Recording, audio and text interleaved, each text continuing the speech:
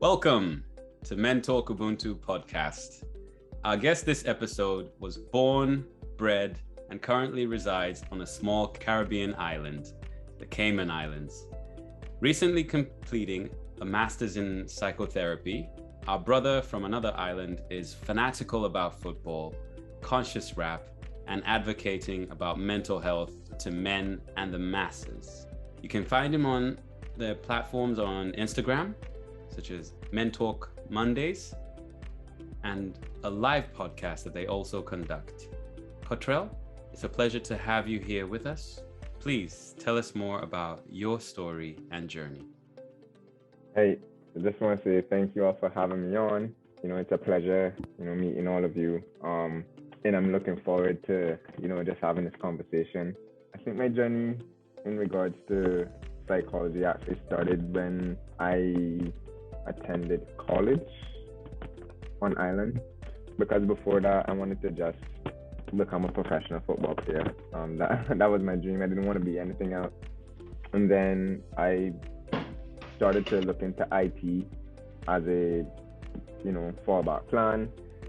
And then when I got into college, I realized I didn't want to do IT anymore, and I found myself really liking helping people and talking to people about their personal issues, and I realized individuals are really receptive, my answers and advice.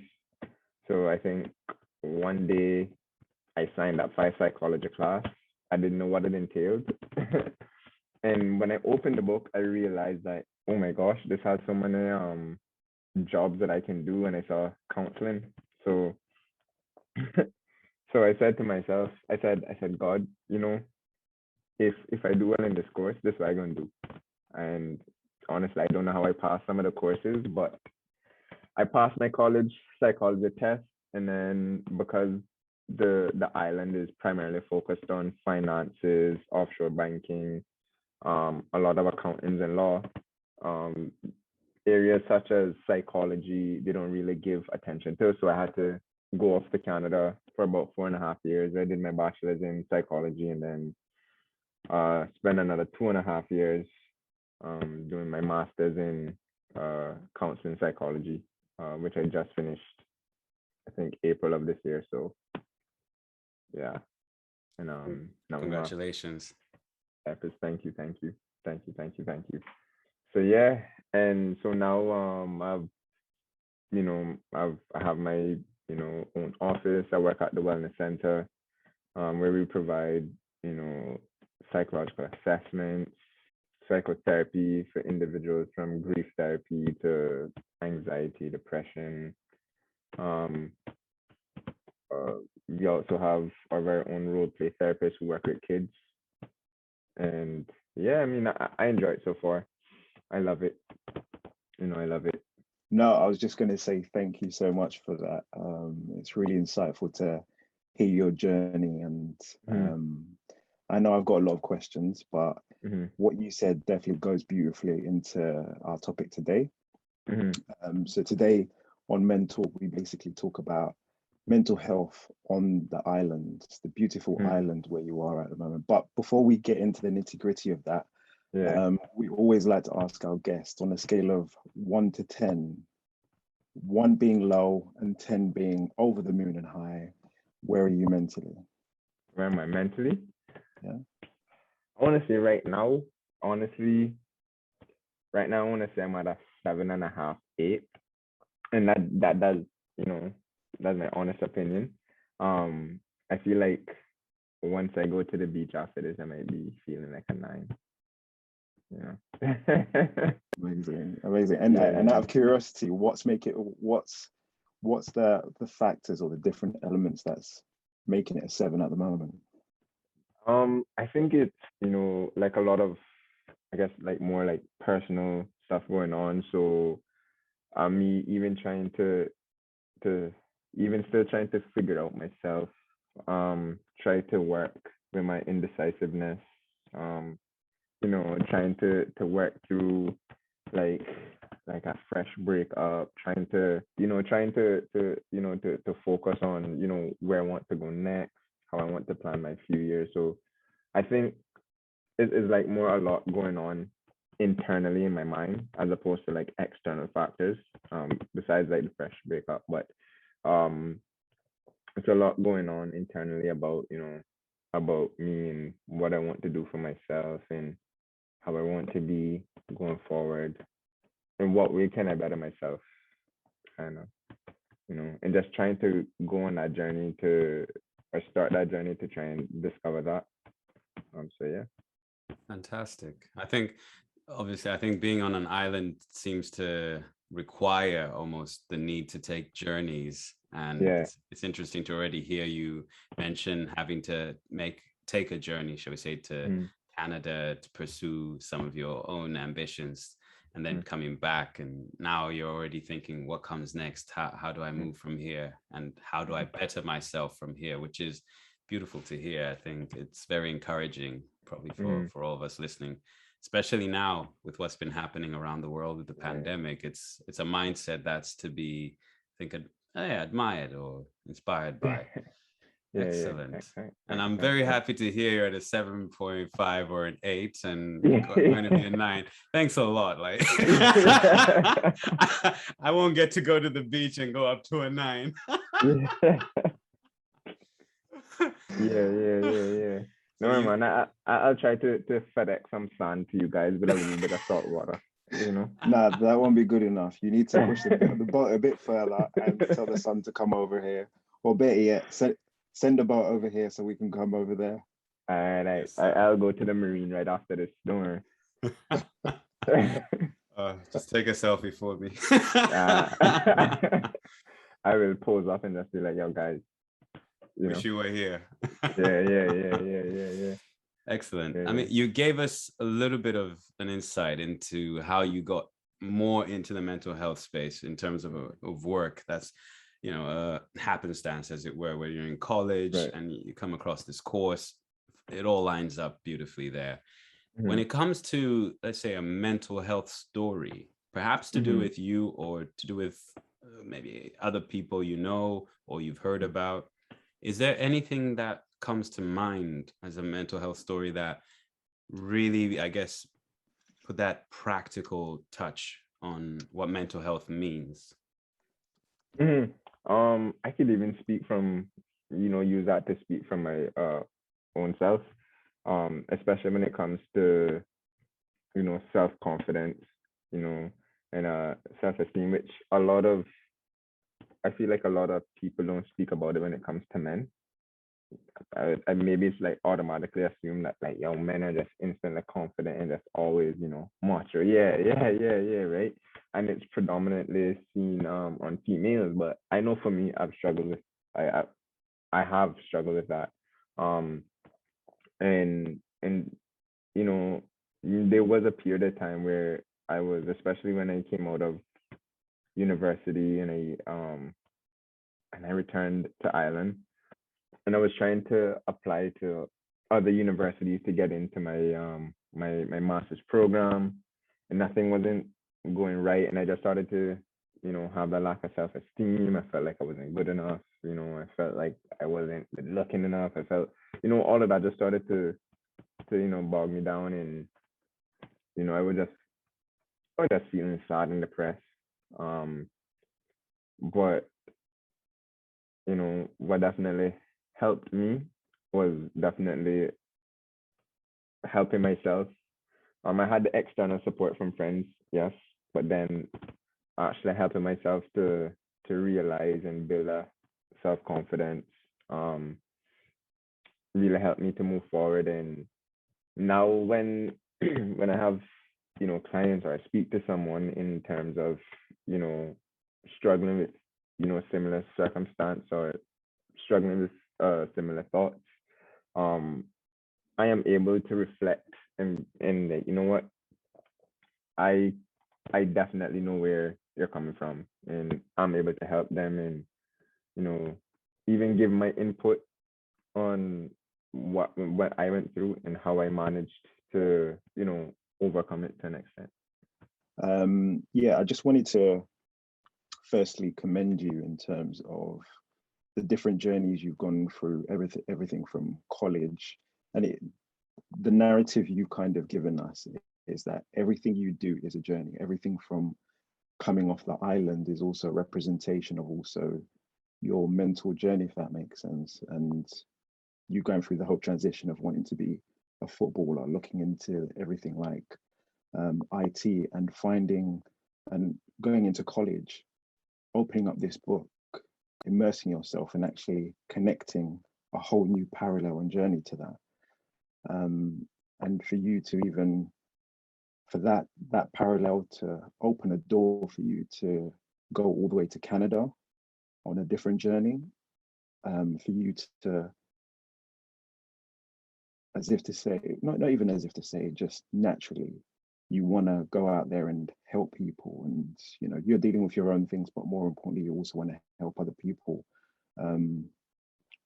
So the question I have to you is, you know, you've done a lot, you've acquired a lot, and you're also helping a lot of people. Now, I've also seen you've done some, you know, blogs to kind of help and break the stigma when it comes to men knowing how to speak. And I think nowadays it's become even more prominent that as men, we need to learn how in terms of how to speak.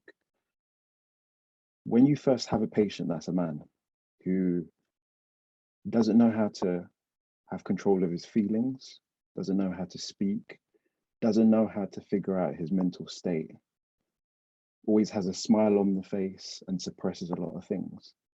I mean, for someone like that, how do you normally help them navigate or even break the seal in terms of them opening up and talking?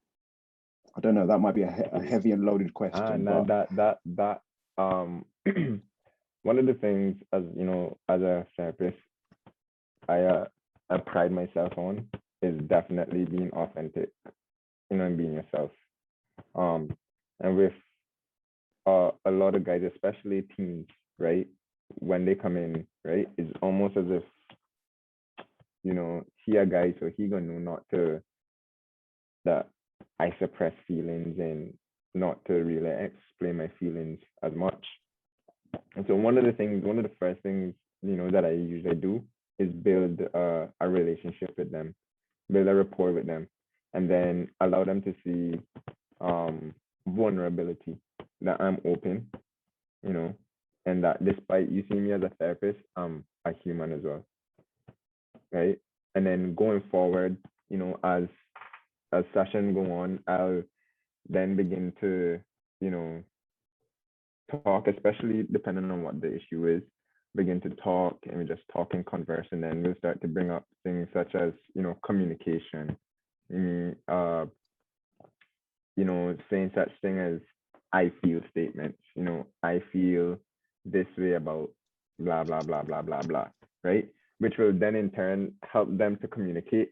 And then sometimes in order to even help them realize that, you know, it's okay to share feelings and not just suppress, you know, I'll probably, you know, share like small stories of me probably just saying, look, you know, I remember a period when I was feeling sad and I was feeling down, and this is how I expressed how I felt. And, you know, just letting them know that it's okay and validating their feelings, because what I realized is like a lot of men, their feelings are not validated. You know, they learn to from a young age. I remember when I was doing my clinical hours, you know, I think like a boy, he was 16, and he said to me that his grandfather told him that he mustn't cry. You know, you're a man, you mustn't cry, right? So I said to him, so when you're hurt and you're in excessive pain, right? What are you gonna hold in that pain? That just gonna hurt more. Crying helps, you know. Crying is not necessarily negative. You can also have positive crying as well. Is that if you achieve something and you just feel overwhelmed, what are you gonna do?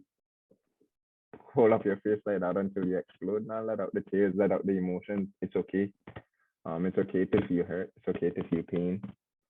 It's part of life, and it's what you have to experience in order to grow as a person, to understand yourself. And I feel like sometimes a lot of men don't really experience that because of what has been told and taught to them, and therefore when they get older, a lot of emotional aspect becomes, you know, irregular, and they probably act out, and they probably don't understand what they're feeling, and so therefore they just suppress it and just behave in certain ways that, you know, is not conducive to them or their environment. So totally agree. I mean, to add on that, I think the biggest thing I got from that was it's there's a big silence that's put on men from a young age, Mm-hmm. and everyone has a story when it comes to mental health, Mm-hmm. and it's all about us now trying to enable one, raising that awareness about mental health, and Right.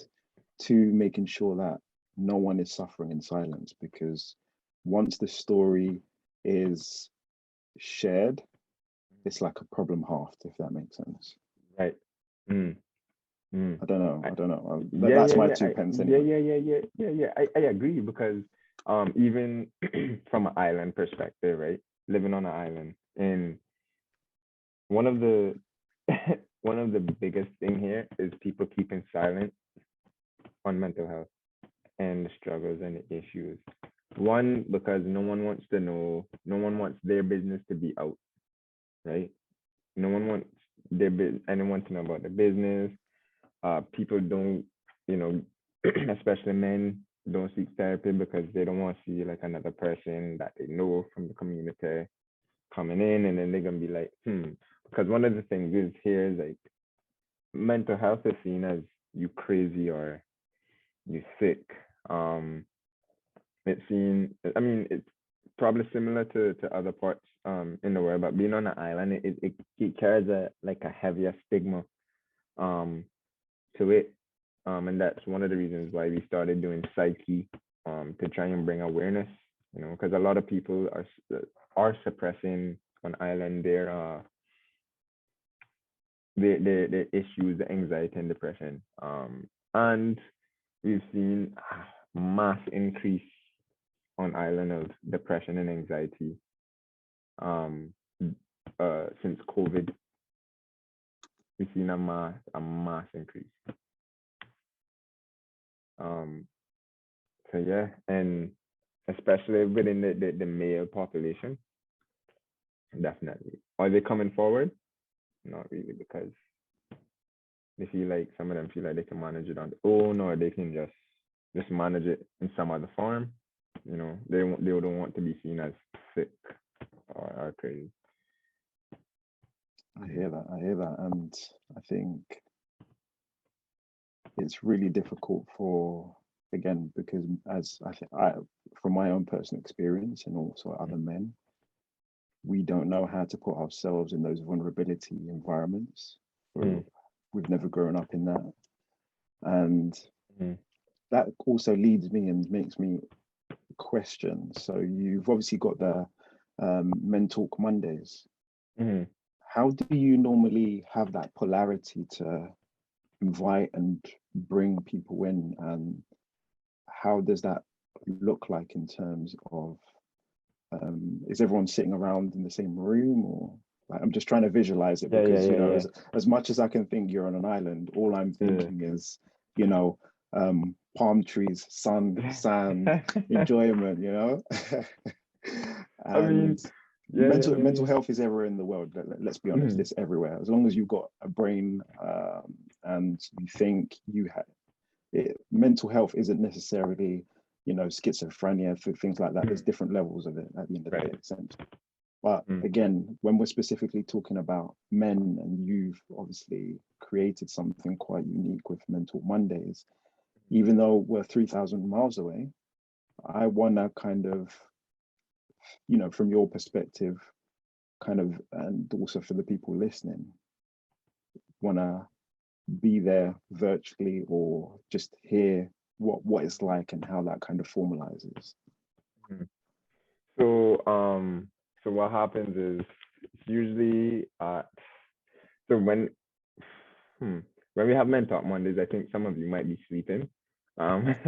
Although I've had a friend who's in the UK that came on and actually did a Men Talk Monday with us at some point. Usually what would happen is that either I meet with the person in person, or we go on the live and they tune in through the live, and then we go on from there. So we usually would be like 8:30 p.m. 8:30 p.m. Which is, I guess, leaning close to the early morning times, maybe 11 or so UK time, I think, maybe. Um, and then usually me and the girls would think of a topic to focus on, whether it may be, men and motivation, men and anxiety. Sometimes it's something that I may have experienced during the week that I'm like, this would be a good topic to talk on. Or sometimes a post would be made on psyche, on, what do people want to hear men talk about. Sometimes would be from topics that are triggered during therapy session, or like, what, this would actually be a good topic to bring forth and hear what, men have to say on it. I know a couple of times I brought on one of my friends who comes over and he would sit down, and he's a musician, and so it would ask, because I remember one of the first sessions I asked, for example, like, how does music help you with, your mental health? How do music help you with staying sane? You know, what about it, brings you comfort, brings you healing? Um, and then also we have the audience interacting with us as well, in the comment section. And we always say, if you know anyone at all, or any male at all, that would like to come on and, you know, give us give us 30 minutes, 45 minutes of their time, we will welcome that. We will definitely welcome that, to help just spread the word, and and have uh guys come forth, because I've had, guys who watch it and then they see me in public, and they say like, yo, they always want to chip in, but they're just scared of saying something, or they don't want to be seen saying something in the comment section. So I feel like the more men that we get come on, would get more men to start talking and coming forth with with their feelings in regards to that. I think I'd absolutely agree. And while you were speaking, it took me back to some of the previous guests we've had. For example, there was one gent called Denzel, and he does something along these lines where I think on their Instagram channel, he'll sometimes have guests on. I think it's My Mental Health UK, and one of the discussions they started to have was this distinction between mental health and mental illness, which strikes me as something that you're trying to do, which is dispelling some of these preconceived ideas that we have, or the perceptions that we have. Because even when we say mental health, often the things that make us not want to speak about it are that idea that people will perceive us as having or possessing a mental illness, and what that means. Whereas when we're talking about things to do with mental health, I think you put it quite, there were two ways that you said it that really stuck with me or resonated with me. Number one was where you were suggesting that there's this big silence that comes with men because their feelings aren't validated about this. So they hold them in, because anytime they've expressed them, they've been told that's not what you're supposed to do. And anyone watching this on YouTube right now, and you can see us all, if you look at Cottrell, you're not going to think any recent issues were happening, like with the breakup, and you're probably looking at him and you're hearing his story. You're hearing about how he went to, Canada, and how he's thinking about his future, and he's going to go to the beach after this. You would not think there's a confidence thing there, or any thought to come with confidence. And again, that was one of the other things you did really well. And Ray picked up on this, where you're talking about that internal versus external, what people see versus what's going on inside. And the fact that, say, even if you cry, biologically, if you're under a lot of pain, crying is normal. Right. The distinction of I'm just going to cry every day. Okay, that's different. Yeah. But understanding that it's a natural reaction of your body. Just like if you exert force in the gym, you will sweat, your muscles will grow. If a lot of force is being exerted upon you, one of the responses might be to be brought to tears. And perhaps more men might understand that with regards to crying out of anger and that sheer frustration and being overwhelmed with your hormones. And poof, that's the release that comes out, because your body has ways of trying to get back to its normal, regular way of being. I think autopoiesis. I think that's this. So I thought that the way you spoke about those was really, really insightful, really interesting. And especially when you spoke about confidence, because it was something that I wouldn't have associated you as experiencing issues with. I'm not saying that you do have, you've experienced it before. But from the sounds of your story, your journey out of just gone one way. This man is on a one-way track to the moon. So it's very refreshing to hear you speak about that and speak about the fact that you have friends to go to, but you've also been very proactive with your own mental health and sought other ways of improving upon that for yourself also, so you can stand good on your own. With regards to the island, I'm getting too far ahead of myself. I'm getting too far. We'll come to that in a minute. One thing I want to know is I want to get some idea of who you are now compared to who you were before, because you've gone away, you've done all this studying, you've had all these experiences with clients, and I'm sure various conversations with people, and you've probably been reflecting a lot about yourself and what's shaped you up in history. I know you're a young man, but if you look back to your younger self, what's the advice that you'd be giving your younger self based on what you know now and what you've experienced? Thank you for listening to Men Talk Ubuntu podcast and being a valued member of our community. Remember to subscribe to our YouTube, Instagram, and other social media now for access to our latest updates. DM us and let us know what your mental health is on a scale of 1 to 5. Thank you. That's a good question. I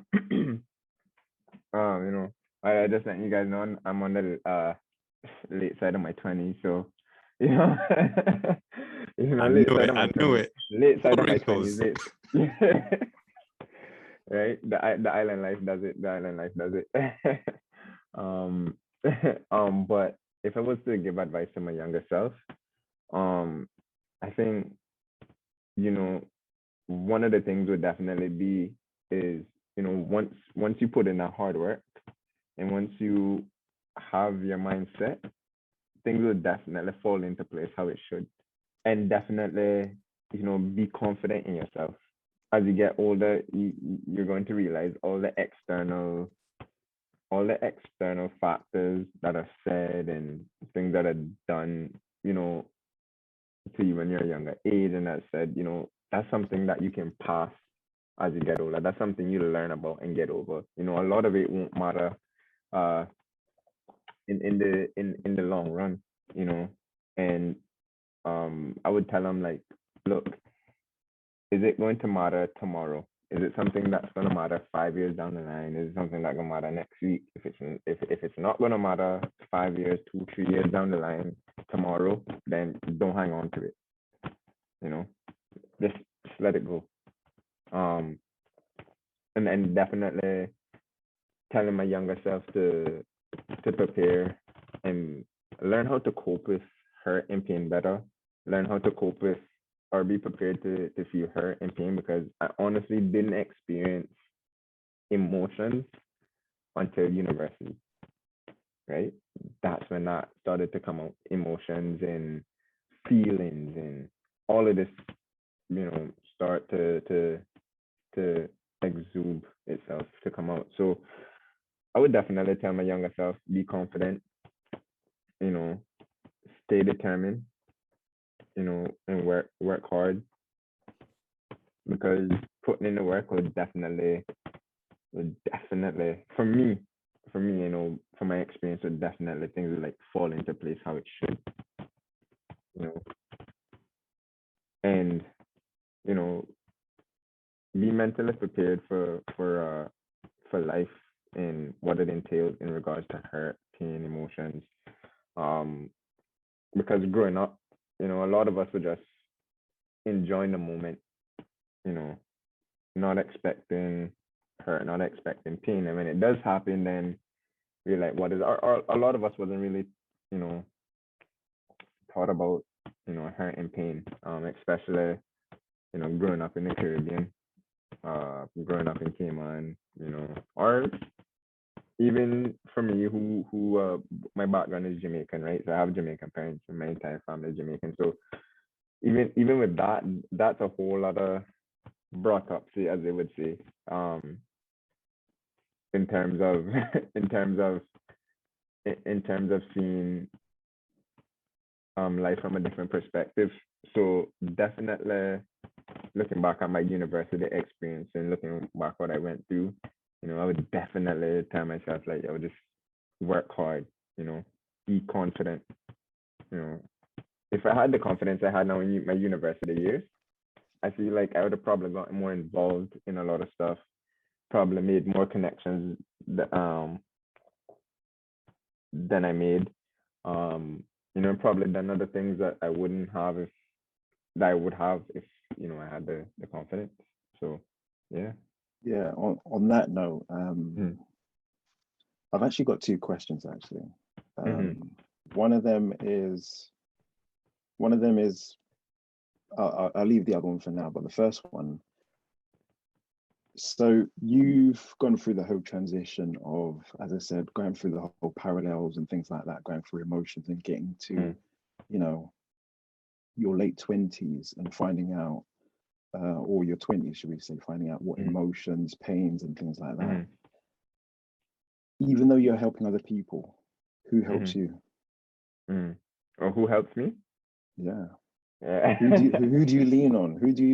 Who Um, support? I mean, obviously you said you're friends, but yeah. how does that work? Because, you know, you doing the job you do, you're obviously taking on people's load at the same time. Right. And how do you unload for yourself? Well, there's, you know, many ways that I unload for myself. Definitely one, I have this friend that, you know, we talk like almost every day. You know, he my childhood friend. We communicate almost every day. And you know, big issues that arise that I might be like, yo, you know, I might need help with this, or I might need a little advice with, or something. I would definitely go to him for it. Um, Definitely exercise, working out definitely helps me to unload a lot. You know, football, even spending time by myself. You know, usually, or when I get the chance to, I would definitely probably like after work usually go to the beach and just, you know, cool out and just relax, just allow my mind to feel nature, to feel the sun, feel the water, feel the breeze and all of that.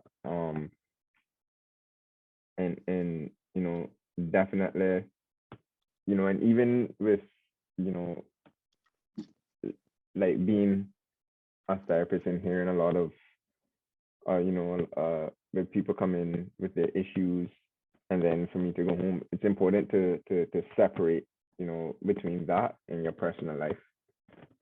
Because if not, then that in itself can be a load on top of you. So for me, definitely definitely taking time for myself. And another thing I think that helped, that I totally forgot to mention. I don't know how I missed this huge 2 years of my life, but I was a I was a probation officer for 2 years, right? So I've had experience working with a lot of offenders, and hearing a lot of trauma that they went through, and then you're like, oh, damn, you know, like that's that's a lot for somebody to hear. And so using that experience to avoid burnout or just to relax myself has really definitely helping the way how I cope and manage. So definitely through exercise, you know, sharing with a friend and just spending time by myself, like yesterday I had lunch by myself. Haven't done that in a while, but it was actually good, just to relax, unclutter the mind a bit. Definitely agree. It's all about setting your own boundaries, having someone to release to increase, as I always say. Release your thoughts, your load, and things like that. Now, just taking a step back a little bit, one thing you have said while we've been talking, you mentioned it earlier on in this conversation, and it stuck out like a sore thumb. And I'm going to need everyone to get involved in this as well. Now, you basically said that you normally get people to start with the I feel statement. Correct me if I'm wrong. Yeah. So what else goes with that I feel statement? Well, what else? Well, it depends on what they're trying to express. So, for example, trying to think of a situation. So, I think recently I was saying to someone, like, when you're communicating or expressing yourself, to maybe a partner or a family member, even saying, look, I know that this might trigger you a bit, or I know that this may make you feel ways, or, I just want you to listen to me, but I feel blah, blah, blah about this, or look, I feel this way about this, blah, blah, blah, blah, blah, blah, because with such statements, it allows the person to know that this is you and this is how you feel, not about you, but this is how I feel, and it's also putting you in that position to open up about how you feel, because sometimes, or a lot of times, we don't start with I feel, or we immediately want to place blame on others, or others are not open to listen to what we're saying, and just be like, you sharing your problems, and then they turn around and be like, but this about me now and this and blah, blah, blah, blah, when it's you that came first, and be like, look, I feel about this, So saying I feel indicates you're expressing yourself, you're open to how you feel and what you want to say. You're indicating to the person that I want you to listen to what I'm saying. I'm opening the path for conversation to occur. And it also helps to build a healthier communication with the next person, whether it could be a friend, partner, relative, family member, anything of the sort. It can be useful in such areas. Amazing. In that case, okay, guys, everyone's going to go in the deep end for this one. So, even to our listeners, I want you to all, start with even if it's saying it to yourself, the I feel statement, where I feel this because this, and this is what I need. Okay. Since you brought it to the table, I'll let you start, and then we can go around and just, because I think it's so important, because as men, we never know how to say I feel. And I know for myself, there's always battles between all three of us, me, myself, and I, or in other words, my body, mind, and soul. And we all have conversations with each other. But I'll let you start. Please do the honors. Yeah, and just to add to that, with what you mentioned, the I feel statements also allows you to realize that you're admitting something to yourself, allows for that acceptance. So, for example, I could start off by saying, I feel very inspired that I am able to be on here with you guys and be able to, express my experience and how I feel in regards to, your movement and, sharing similarities and gaining ideas from you. Thank you. Shai, go on. Yeah. I was going to go with Tony. You're on mute, sir. Unmute and share how you feel. Can you hear me now? Yes, loud and clear. All right. The way I feel at the moment, I feel a bit uncertain. I feel a bit vulnerable about the future. I just feel a bit insecure. And so, yeah, emotionally, that's the way I'm feeling at the moment. But being with my family and having friends like you guys gives me a sense of security. But the vulnerability and the sort of unsure about things, that sort of makes me feel a bit unstable. I hope I've answered that question. Yeah. No. I mean, it wasn't a question. I think it was just a statement. So I feel this because of this. So yeah, thank you for sharing, Tony. That's okay. Brilliant. Thank you. And obviously, if you're watching, you recognize Tony because we had him on in season 1. It's wondering who's Tony. And it's through Tony that we are blessed to have Cottrell with us as well, which is why he had to be part of this. We've gone to a lot of new countries this year with the podcast. And yeah, we're grateful for Tony for bringing this opportunity to us. Yeah. I'll bring it down even more simply. I'm usually like that here. I feel very happy because I made a tuna pasta bake and had it before we came on here, and it was banging.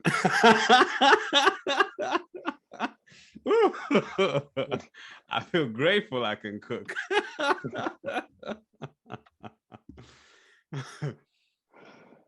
And over to you, Ray. How you feel? Thank you. How you feel? I feel frustrated with my body. So a few weeks ago, I went on a hike. Hey, I'm sure these are supposed to be short. I feel because I can't help it. I feel that I need to. I'm sorry. To understand. Am I wrong, Cottrell? This is my moment. Yeah, Maybe I'm this not is my paying moment. attention in class. This is my I feel statement. Yeah. Anyway, shoot me down, why don't you? I'll get back up. Don't worry. Yeah, as I said, there's all three of us, me, myself, and I, the body, mind, and soul. The mind and the soul is frustrated with the body because it's taking longer to recover. And what that means is that I can't go on 5 a.m. jogs because 5 a.m. jogs is what mentally tunes me and gets me prepared for the whole day and just puts me in the right paradigm to do what I need to do with the right frame of mind, because I always feel that you always need to sweat in the morning, and it just releases everything from the endorphins, it just gets the heart pumping, the mental state in a really good frame of mind. So that's me. I don't know if that's all right for you, Shai. It was a bit of a mouthful.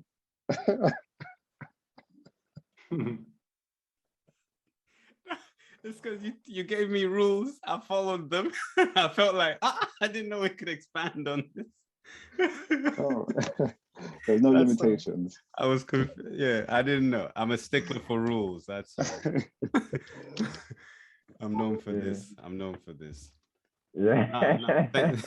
Thank you. No, thank you for actually encouraging us to do that, Ray, because it touches on what we're all trying to achieve in the end, isn't it? To normalize these conversations and to show as well that this is some of the stuff that happens when you go to therapy. It isn't, I don't know how you perceive it, but a lot of it starts to come down to you being held accountable, I guess, being encouraged to be responsible and not feel like everything's just happening to you. And when you are having communication with someone and you then have the confidence to say how what they've said or something they've done makes you feel, Right. what that's encouraging you to do is have that confidence to share how you're feeling with them, rather than you have the frustration, bottle it up and keep it within yourself. Right. I'm not perfect at that. Yeah. And because I'm sure for someone who's listening, the very thought of having to go to someone and say exactly how you feel. Now, let me give a warning out here. Don't go out, get some liquid courage and then start telling people how you feel. Yeah, let's not do that. That's a whole different story. Yeah, that's a whole different story right there.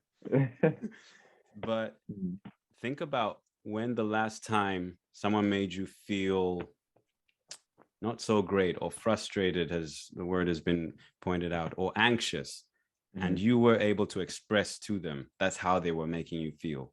Because if they don't know, you know, they might not even be trying to do that.